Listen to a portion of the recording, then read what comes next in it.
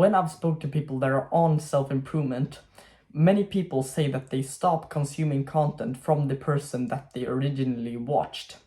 And that's just something normal about the self-improvement journey.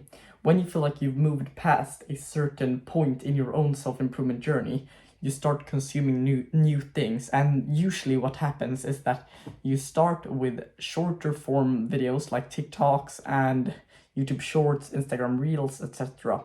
And you consume this type of content for a while, then you switch over to hyper edited and very short but more informative videos on YouTube. And then you usually switch over to more of this kind of hybrid where you have a bit of these, and then you also have more unedited and longer videos like this one, and you have videos that are more informational but they're still not like books and podcast, and then you switch over to podcast and only type of like educational sources.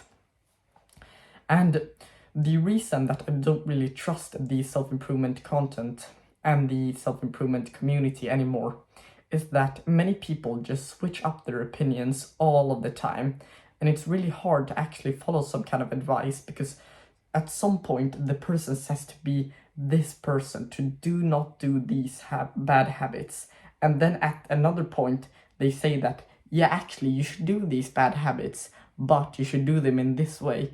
And then it's so hard to trust, because when people like switch their minds and their opinions so often, it's very, very hard to actually understand what they're trying to purport and what chapter they are in their own life. So for me personally, what I have used when it comes to consuming self-improvement content is to just consume content that I know will benefit myself, and also that I have my own principles already set.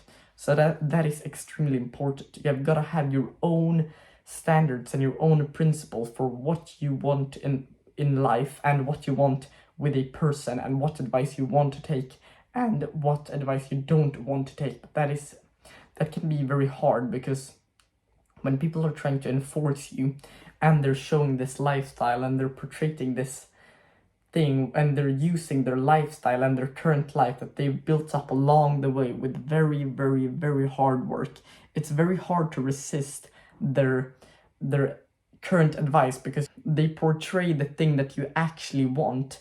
And that can be so tricky when you know deep down in yourself that you shouldn't be listening to all of the things that they're saying, because some things that they're saying is just for virality and a sense of fame.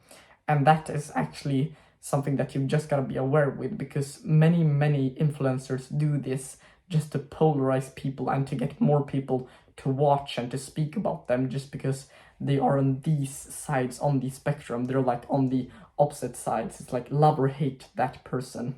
So that's why I don't really trust the self-improvement community anymore. And a tip that I actually want to give is to do these things. Reflect and ask yourself what beliefs you have and what is important to you. And once you've done that, you can move on, and it's a lot easier to not get influenced in a negative way. Because in my own self-improvement journey, when I started off, I remember that I just consumed blindly and just trusted what they said, and that can be great in some parts of self-improvement.